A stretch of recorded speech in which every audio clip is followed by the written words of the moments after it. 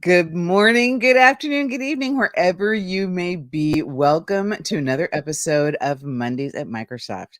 I'm Karuana Gatimu with the Microsoft 365 Customer Advocacy Group, and I'm here with my awesome friend. Heather Cook. Hello, everyone. Principal Community Evangelist for Microsoft 365 Customer Advocacy Group. Hello, hello. Hi, Karuana. Hello, good morning. It's another busy week in the Microsoft ecosystem. And we want to remind you that the primary location for our show has moved to our community learning channel on YouTube. We're still streaming to LinkedIn and Coffee in the Cloud and Facebook and all our fun locations. We want to be wherever you are, but our primary location is going to be on the community learning channel because there's also so much fantastic content out there. There are demos and tutorials from other people in the community. There are community calls that are there, and it's just an awesome place. So make sure you go and subscribe to the Community Learning channel and hit that little notification button so that you know when something new drops, because we have all sorts of stuff out there, including the deep dive technical sessions that we did at the Microsoft 365 conference in Orlando. And you definitely don't want to miss those. Very exciting. I'm so happy about that. Pivot to the community learning channel. Yay. A new home, as it were. So, yeah. Yes, a new home. It goes with our community news bureau and all the stuff that we're doing to bring community together across Microsoft. But there's always things going on in Microsoft, especially in this era of AI. And one of the things that people are really concerned about AI is hallucination. And I'm not sure. I heard Satya say once that he wasn't that fond of that term. I've heard other scientists say that, but it is the result of a result from AI that is not grounded in proper information, and it can hallucinate in all sorts of ways. And this can be a huge problem. So we're teaching language models to hallucinate less with synthetic tasks. We really want to make sure that every AI system is built in a way that you can trust and you can use it effectively. And we're actually really lucky to have so many resources in this area to be able to invest in this. And so we want to make sure that we're lighting the way for how people use AI responsibly and enable other people to do it too. So we've made a comprehensive array of tools that will address ungroundedness based on expertise from, delivering our own products like Microsoft Copilot. We've learned a lot from that process, and we're taking those learnings and quickly turning them back into more research and more, capabilities to benefit the world at large. So you'll be able to use these custom tools yourself. And on your data, features in Azure OpenAI service helps organizations ground their generative AI applications with their own data and in an enterprise secure environment, right? We want to make sure that people who are using Azure AI and who are building their own solutions have the benefit of using these tools as well. Like, it's not enough for us to deliver products. We like to deliver a platform. We are a platform company, and we want to make sure that people have the right kind of tools to develop their own solutions, because the real creativity with AI comes from all of you. And so we want to make sure that you know how to do that effectively. And if there's an evaluation service that helps customers measure groundedness in apps in production and against pre-built groundedness metrics. So that's a new term, the new term of the day, a groundedness metric. I don't know. That was new for me. So we're learning right along with you folks at home. I want that for my life. Just like, am I grounded today or am I not grounded? Like over under kind of thing. Yes. I never had, and I didn't know until this morning or when I read the script the first time, that ungroundedness was a tool, like a state, a word. Right. I know it's a state of being. I can be ungrounded. I didn't know it was actually ungroundedness was a technology term. So and so we also announced tools to detect groundedness at scale in applications that access enterprise data. So I'm sure you get the picture here. Using Azure AI Studio, these tools are powered there, and you can fine tune them to evaluate responses against source documents. So this is an important concept, especially when you're using your own enterprise data and AI solutions. And we're excited about releasing these tools for all of you to use. Give us your feedback, because your feedback is part of what we're learning from, and we'll be able to then continue to, improve these tools as we release them. It's Yeah, amazing what is happening. So I'm glad that that the tooling, especially in the developer space, is evolving as quickly as the rest of the tech. I think that's really important.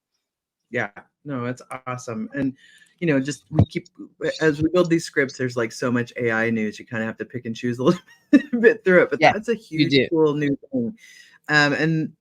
So I was looking through about this new cybersecurity program that we just launched, Mhm. supporting hospitals. It's about to serve 60 million people living in rural America.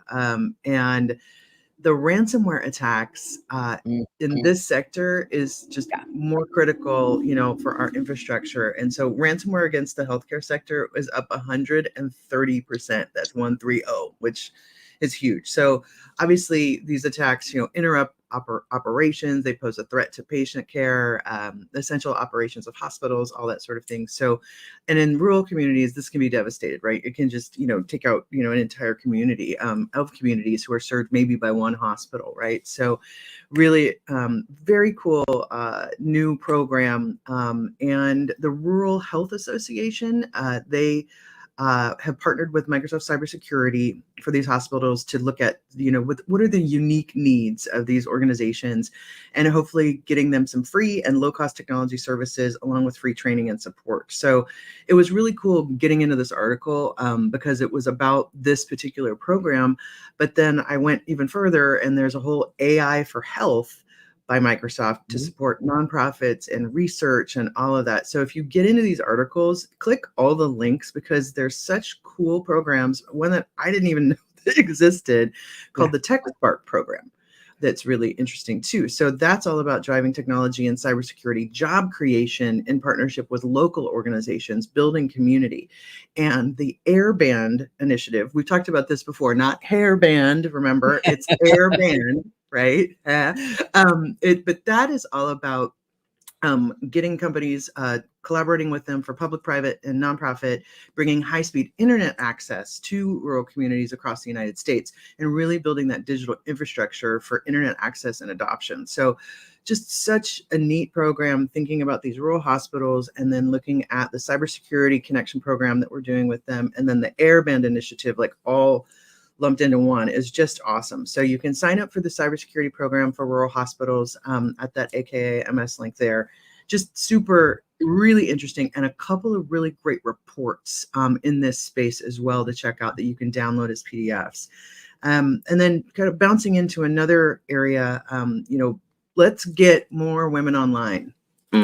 I think it's not Wednesday, but we're definitely wearing pink today, which another memo that we just did. We do this. We don't check each other. It's hilarious. I'm always like, "What you wearing?" I'm like, "Oh yeah, we got pink on today." So, but women are more likely to have less access to the internet than men.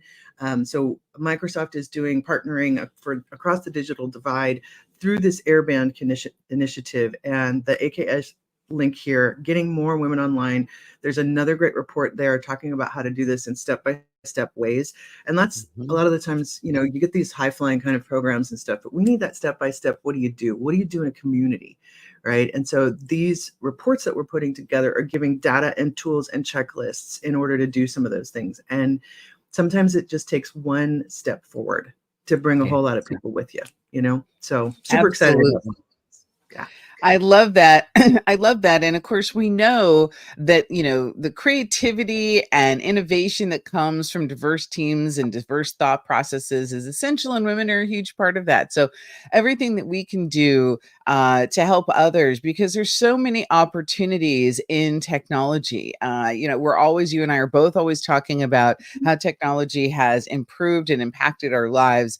Part of my, life mission is to help it improve and impact other people's lives. And so, local community efforts like this, it's one of the many reasons that I love working here, because we like to work in communities that impact, specific areas, and we have an impact around around the globe. We're one of the few companies that gets the opportunity to do that. It's fantastic.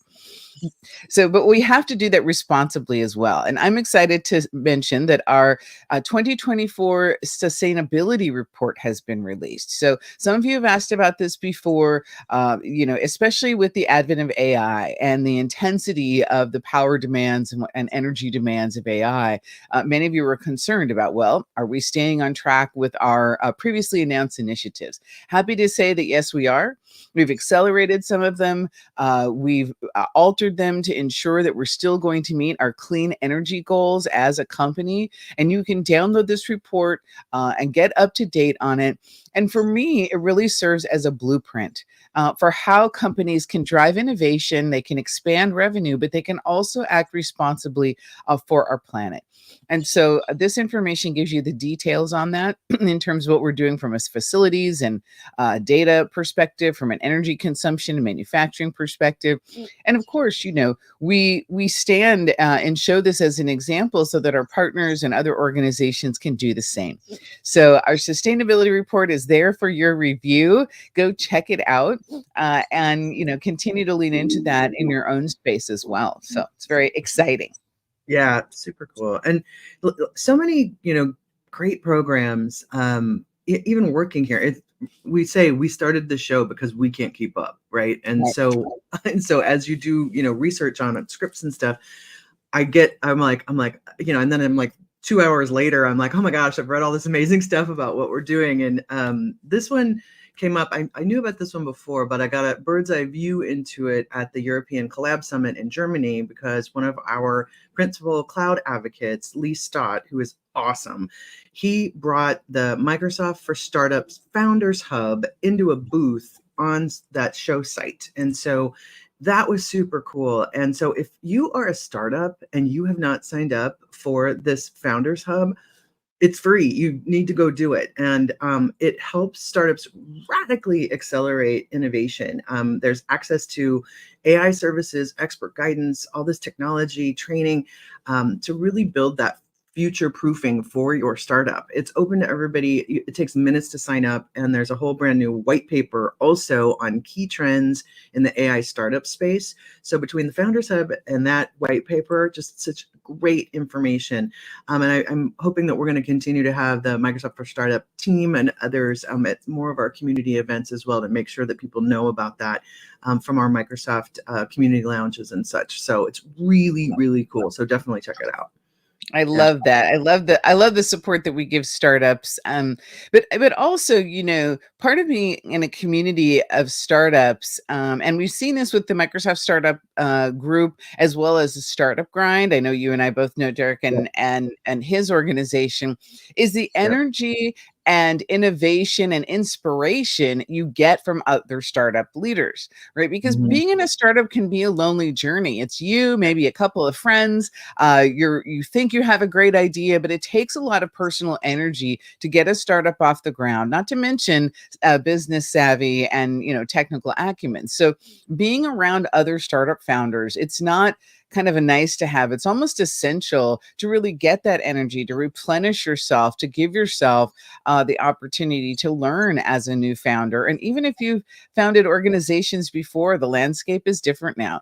So take advantage of these free things because, those startups are the engine that really grow our economy and the global economy as well. So I'm happy to see that we continue to invest in that support.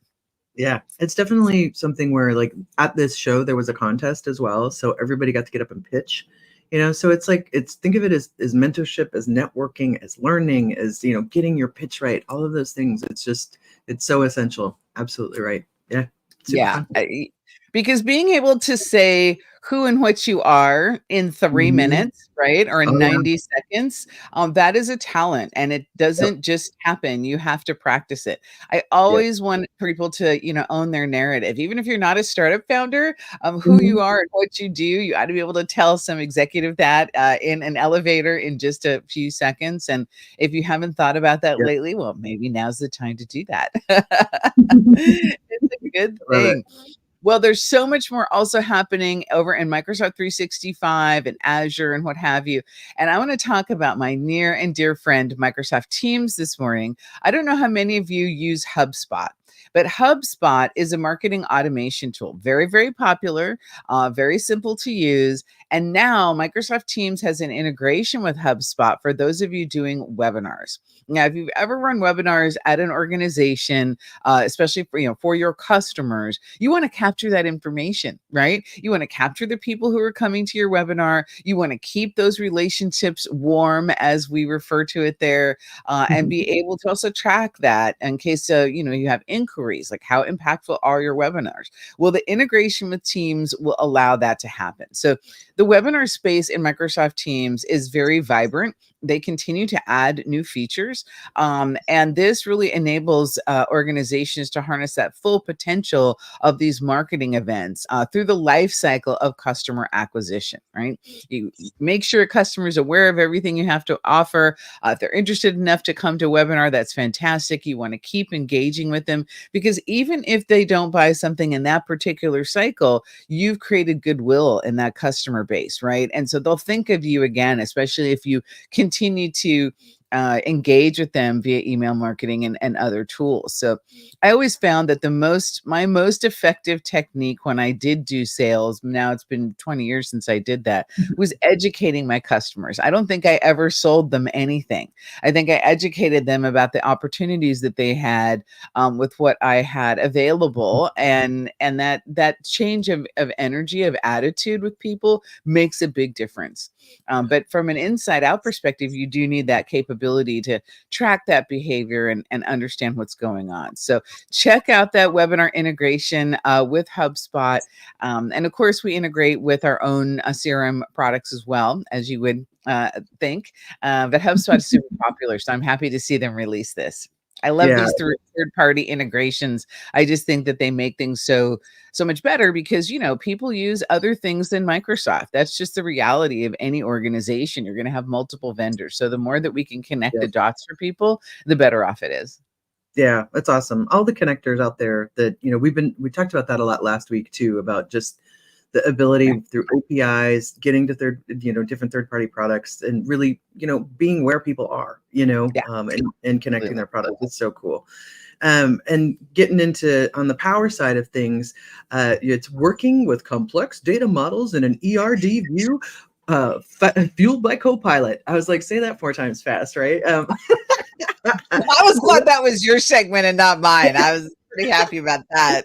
Yeah, well, we love our acronyms, and it's like it's the ERD and the PPC and the me and all of that. But so anyway, entity relationship diagram is what an ERD is, and it is a view.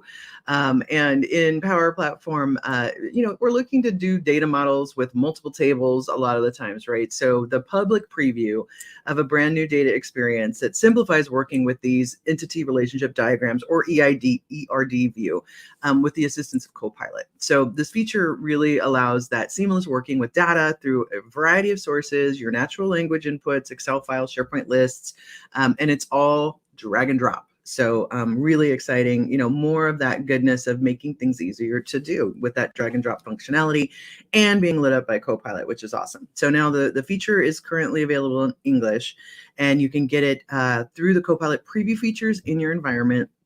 And you got to go to Power Apps and try the new data experience to turn it on. So once you get that, you can get in through various data points, homepage, tables page, app designers, all that kind of stuff. So really exciting about creating new tables, and that again is a public preview that is available right now. So you can check that out. And continuing in the Power world, we've got Power FX built into the Power Pages Design Studio. So you can get that, creation of the web page experience with the dynamic content in an easier way. You've got text, image, button, iframe components now have the new FX commands, so that you can, as a maker, write Excel like formulas and expressions, Very cool. PowerFX also does the reading data from Dataverse tables. It honors table permissions and has that site user context available that gets you the data enriched personalization on the sites as well. So a lot of cool stuff, again, being lit up in the different programs by listening to customers and your feedback and putting these things back into the product. So just, again, if you aren't reading the blogs for these different pages, we've got them obviously here, but, every product at Microsoft has a blog. People are actively posting from engineering teams on them, and there's stuff happening all the time on all of them. So it's very cool. So, yeah. And like Heather said, we started the show because there was so much happening in the ecosystem we couldn't keep up. But I always encourage people, have your favorites, have your specialty area, and then read one thing that is outside of the area that you normally work in. Yeah. That's a great way to ensure diversity without overwhelming your schedule, and to continue to build additional skills. Obviously, now AI is one of the things you should be thinking about, but there's many components in different areas of AI that you can lean into. It could be industry specific. It could be the Azure OpenAI tools. It could be what you can do with Copilot and Microsoft 365 and the extensibility capabilities we have in Copilot Studio. So be thinking about that. What area do you want to really deepen your skills in over time? And, there's so much connective tissue between these different areas, whether it's security, modern work, Power Platform, Azure OpenAI. And that's one of the reasons we started the Community News Desk. The Community News Desk is where you're able to find articles that are relevant to the events that we do and a lot of these cross-product scenarios and announcements that we have. The primary blog for Mondays at Microsoft lives there as well. So if you haven't gone and checked out the Community News Bureau yet, and the news desk that we have out there on the Microsoft Tech community, now is the time to do it. Visit it, subscribe, and tell your friends, because this is going to be a place where you can have this reference information that you can always go back to. And what's also exciting is we're starting our community spotlight series there. We're really moving a lot of these things that we've been doing in a variety of different locations into the one location of that community news desk on the Microsoft Tech community. So we're trying to make things easier for you to find and use this reference information as you build your skills. And part of this is our partnership with Microsoft Learn and all of the great things that are happening over there. So we want to make sure that we're serving you in your skilling journey, and that's what the news desk is for. Yeah, it's Definitely. super exciting. Bringing things together, right? One community, Microsoft. How about that? Absolutely. Just like we do with the global initiative, Heather, that you were always running and doing wonderful things with. Yeah, thank you. Yeah, we have we put up some new pages. We've been talking about that a little bit, and our new regional leaders. We're working this summer to get folks onboarded. And what is that? What is a regional leader? What does that mean? And how is that different from an MVP? What's going on? So Microsoft MVPs, which are going through renewals right now, those are going to be announced in the next couple of weeks. So Microsoft Most Valuable Professionals, those are folks that are nominated either by another MVP or by a Microsoft full-time employee. And these are folks who are community gems, who are out there, organizing, creating videos, writing blogs, doing all this great stuff, sharing things with all of you. And they're also beautifully technically proficient. So both of those things kind of go hand in hand, and having that technical and then also having that community heart as well. And so that's a Microsoft MVP. There's also regional directors, RDs. Those are folks in that same camp as the Microsoft MVPs. And they kind of connect together in many ways, and regional leads help out people make connections in the different regions out there. For our community initiative, we have board members that are elected, that are, a lot of them are MVPs around the world. And then we just onboarded 60 regional leaders, also to connect and really help with getting local user groups and events rocking. We had the SharePoint Saturdays that were just any given Saturday. There were like 3 going on in the world. As we know, everything shifted during the pandemic, and so a lot of things went to virtual, which Microsoft Teams had a big hand in high. And now people are getting back to in-person. And so the Microsoft Global Community Initiative, the MGCI, is part of what is looking to help local communities, local tech communities get back together. It doesn't matter Azure, SQL Server, Windows, Xbox, all of it. It's how do we get together again and start talking about technology and bring people together. So the MGCI is that lever. It's run by the community. So the board members and regional leaders are community folks. And it's supported by us at Microsoft, who are in community roles here, like myself and other folks across the board, like Jason Himmelstein and Ree Merritt and Wim Corvitz, and all kinds of folks out there who are working at Microsoft helping to support the community. So we have a general session once a month. We have a event training that is led by our regional leaders as well, where you can come learn about how to use Eventbrite or how do you create an event budget, all that sort of thing. So those are some of the types of things that we do through the MGCI. And then we also, Tom Daly, who is out of New Jersey, New York, helped build, and really it maintains as well from the community, communitydays.org. And that is your one-stop shop for all community events, whether it's a free event or a paid event. You can go check that out. You can see calls for content. You can see what's going on next. There's community calls listed there. So communitydays.org. All of this kind of wraps up together in this new community news desk, the community initiative, the community learning channel. I said community like 15 times. Can I get a whoop whoop? Okay. I'm glad it's not a drinking game, Heather. It's too early. It could be a coffee drinking game. Every time we say the word community out there, drink your beverage of choice. I think we should make that a standard on our show. Yeah. I just be sitting here drinking. It's really just good for hydration, Right, I mean, exactly. But look, the reason yes. we are passionate about community is because that is the place that you can improve your skills and meet amazing people. And having technical skill, especially right now, is an important thing for your career. And Microsoft is an ecosystem that you can use to better your life and that of your family. So the community is a free way that you can do that. And that's one of the reasons that we're so passionate about this. And the events, these local events are phenomenal for going and meeting people and learning new things. And what I love about them most is the ability to learn from other people who aren't Microsoft employees. Of course, we're happy to teach things. I love teaching. That's one of my first loves. We all do. But what I really enjoyed, especially before I came to work at Microsoft, was learning from other people who had been customers, who are these MVPs, who are frankly out in the real world every day dealing with complex issues and learning how to implement the technology. And so that's why these events are so important. And there's more coming up. I think there's a bunch coming up. Yeah, completely. We had a bunch happen this last week. We had events in Chicago. We had a virtual event, Intranets and AI. A New York City event happened. TechCon 365, PowerCon. Many of us were just there. European Power Platform Conference, Community Days, Intranets and AI. So that was just happened. And then for coming up, free events, we have, as you can see on our wonderful slides here, thank you so much, Aaron. We've got Oslo, Brazzaville, and Congo. .NET 2024 coming up in Madrid, Workplace Ninjas.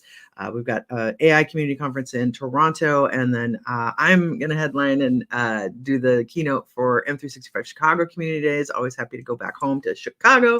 And a call for content just opened for Twin Cities in September.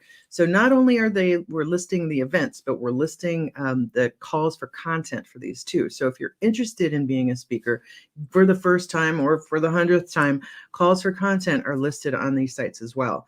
There's some paid events that are coming up later in July. That Community Days Digital Workplace Australia, Debbie Ireland puts on that show, and it is awesome. They do one in Sydney, and then they kind of go back and forth from Sydney and Melbourne. Tech Days, Tech Biennium, that is in the Philippines. I just had a great meeting on that one with the team. And then TechCon 365 in DC is coming up in August. And those are the paid events that are coming. So, and if you have an event that's coming up, definitely get it up there. And also if you're thinking about 2025 and you're like, oh, what should I do? How should I do it? Get into the MGCI and you can start talking to other folks. We do a lot of lessons learned. We bring in producers. We've had Miami just in. We had folks from the Mexico City event that just happened. So we have that all the time. Everything's recorded. We keep those so you can check them out. We usually run them in a couple of different time zones, but you can always catch everything on demand as well. So definitely mark your calendars for Community Days coming up. for sure. So Yes, there's a ton. And I just spoke at the Intra-Team event on AI. I yeah, think that was the Internet's an AI one. That was awesome. I got up early in the morning to hang out with those people in Europe. That was a lot of fun. yeah, I definitely love speaking at those events and hearing the perspective and the questions, because the questions again ground you to talk about ungroundedness. It's important in product management and in the kind of enablement and adoption work we do to also really be connected to the real world experience of people. And that's another reason to get involved in community events. Even if you work at a Microsoft partner, you're already getting your skilling elsewhere. It's very important to actually hear what's actually happening with people and how they're thinking about the technology that is there. It's going to be a busy summer, both with events and with more announcements. Quick reminder that if you haven't watched the Build keynote, go back and watch that. See everything Satya is saying about what we're manufacturing and what we're delivering in AI. I think it's really important to listen to Satya and Scott and Rajesh about the future of where we're going from a very broad company perspective. Some of the leaders in your organization might really want to see that. Of course, that's available at build.microsoft.com. And we will be back after the US holiday on July 8th. Always happy to be with you bright and early on a Monday morning. I do think we're going to keep the game of drinking a refreshment every time we say the word community. I think that's a great idea. We appreciate you so much. See you out in the community news desk. Share our show, bring your friends, and we hope you have a great week. absolutely. Thank you, everybody. Thank you, Caruana. Big love. Yay. Bye.